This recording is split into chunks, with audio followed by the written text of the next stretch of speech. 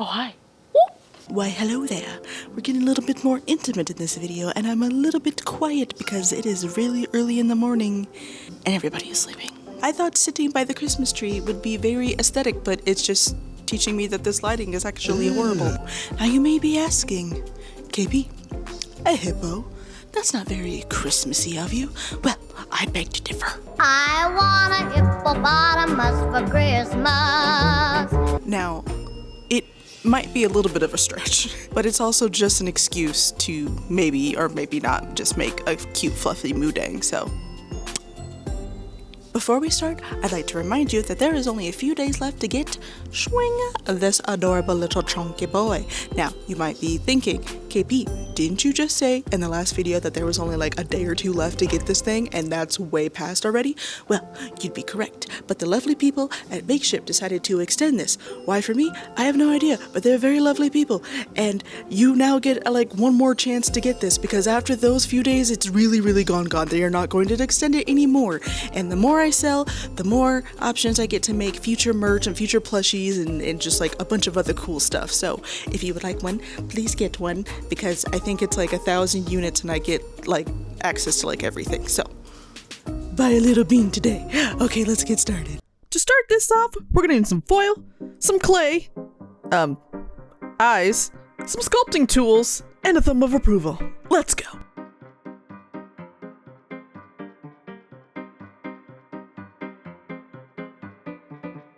Now, we're going to be using a lot of foil in this video, as hippos have a heckin' huge noggin, which means I need a lot of foil to build up the shape because I'd like to save at least a little bit on clay, even though I still used a pound of clay on the head alone. There goes my money. Oh, no, we're not doing this. Come on.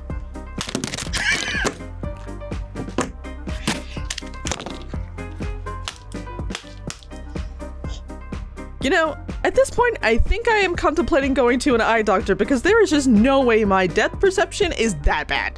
But while I think about going to the eye doctor, we start to grab sheets of clay and lay them on the foil and slowly build up that noggin. If you're like, hey, where do these eyes come from? Well, they were actually left over from the capybara video, and it's just now validating how much I hoard art materials. Because see, now I had a reason to use it. You know, with each project lately, I'm just walking further and further away from my comfort zone. I mean, it's always a gamble for me. You guys get to see the end result, so you already know what the end result is going to be and how cute it looks. But me, in this moment, I'm just like, how do you even sculpt a hippo? I've never sculpted anything like this. What am I even doing? How have I gotten here? What is happening? Why am I using so much clay? I just witnessed the face. Holy heck, that's cute. Hippos are hard. I keep telling myself, do it scared, do it sad, do it happy, just do it. And thanks to that motto, we now have an adorable hippo out in the world. But man, just the process, I was really questioning everything. Just, oh, what was I doing? I don't know. I still don't know. I don't know how I got here. I don't even know how I managed to do this. Sheer dumb luck. And by the way, we actually got in the family with our nostrils this time. We are getting somewhere, ladies and gentlemen. See, hold on. Can you see the vibe? I'll obviously sculpt this better, but oh, come on. Look at that. Oh my god, that's... Yep, that's it. Look at that. Everything is right in the world.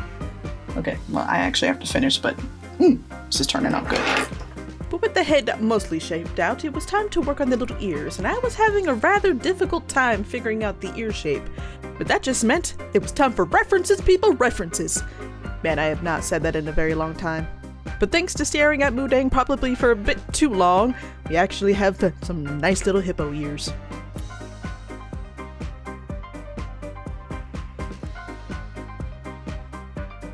I mean, look at that. That is just a cute face. Precious. Now it's time for the feet.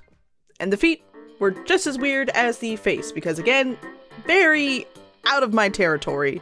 They remind me of dino feet, honestly. I didn't really know what I was doing, which is kind of the motto of this video, and I'm sorry I keep saying it, but it's the honest truth. I was just kind of winging it, but I mean, I guess I do that all the time, and if I say anything, it's go for it, because it's always the go for it method. And now I'm just rambling, because I don't know what to say about these feet. I made little dino feet. We got this feet. Woo! Woo! Woo! That's the kind of woo sound you make when you aren't sure if this is actually going to turn out how you want it. But with our dino feet done, it's time to move to Armature Time.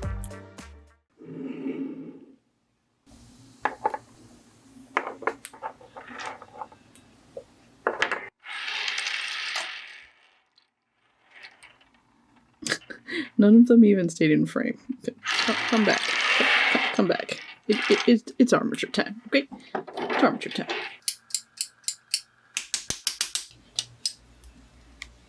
Oh, okay, come on. You didn't even click. It was very unsatisfying, but it's fine, it's fine.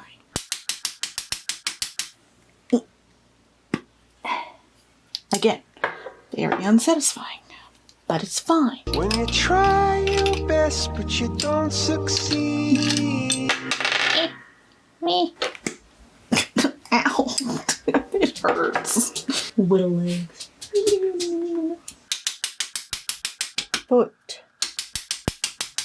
Foot. Again, you give the trust the process vibes.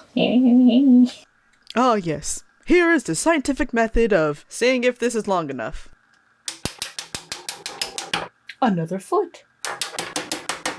The final foot. Okay, I have the legs way longer than usual, just so that when I pad this little baby out, they actually have a chance of like sticking out. And if it ends up being too long, then I can just adjust it. It's Quilt B Time. Let's go.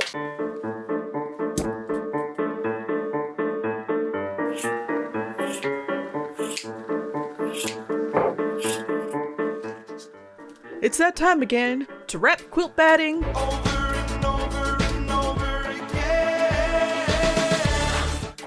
Yeah, that about sums it up. You just keep bonking your head.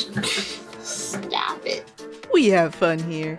But on the real, I just take little strips of quilt batting and I wrap it around the body over and over and over until we get to that defined chunkiness of Moo Deng's little body. Which means we also have to pad out that little booty. Well, I'm out of quilt batting. I gotta cut some more, and I definitely gonna use the rest of this. I already know it. Quilt batting break.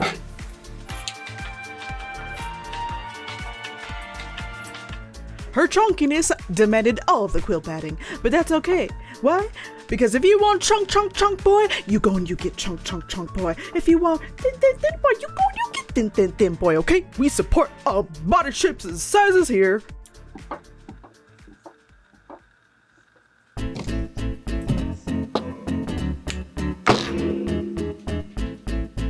It's finally time to give this hippo some fluff. Oh my god, I don't even really need to trim it. It barely covers the little tum-tum. You're so chunky. So chunky, chunky. Remember to roll your hippo for successful sewing. Personally, I find sewing to be a little bit boring to watch, so to make sure I keep retention rates high, here's some lovely gifs of Moo Deng. Ooh. Oh, look how cute. Oh, that's delightful. Oh, look at that delightful chunky little bean. But now, the head needs to be a little fluffified. So let's do that. I didn't want to jigsaw a bunch of pieces together because you'd see all those seams, so instead I just glued a giant piece of fur and then trimmed it down so that it matched all the curvature of the face.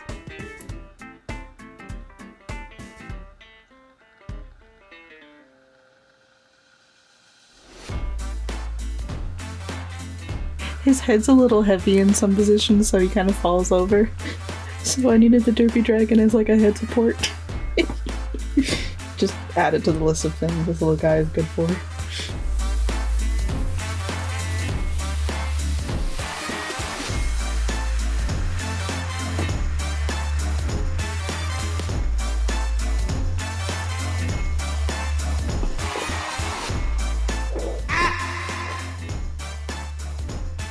I present the baby. She is all furred, and you know, usually you can't even see any of the details when I fur the face, but at least with her, you can see some of the details.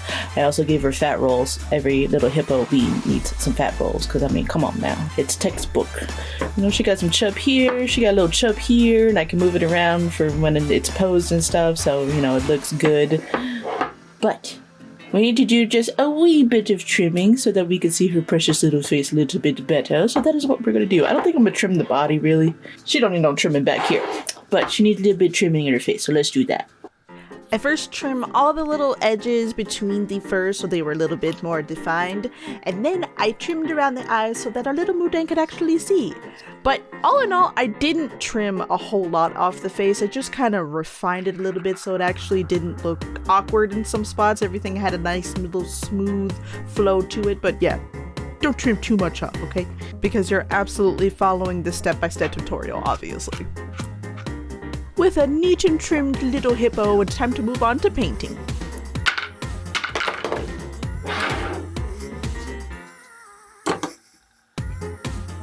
For airbrushing, it was all just really about shading. You all know I love shading and gradients and variants, so that's what I did.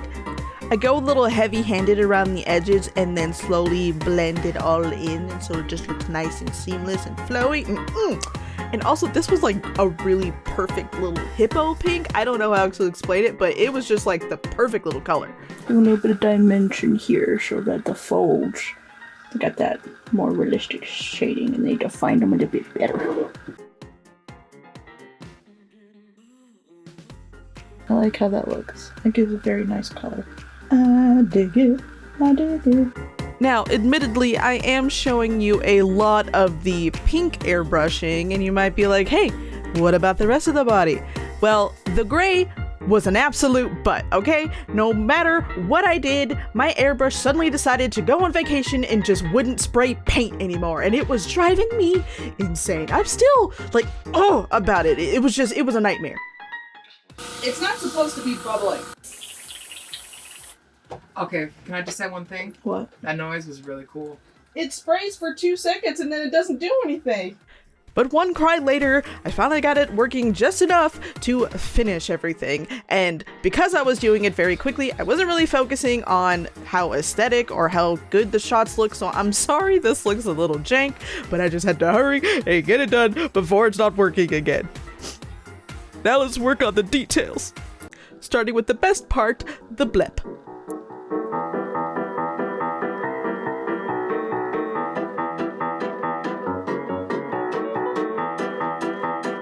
And once again, I'm in this weird place where I'm trying to figure out hippo toenail colors. It does appear that pygmy hippo feeties are just a little weird. You got a little mani-pedi. So cute! Make sure ain't no gray streaks. Or at least make them as invisible as possible, because I don't feel like doing 16 coats.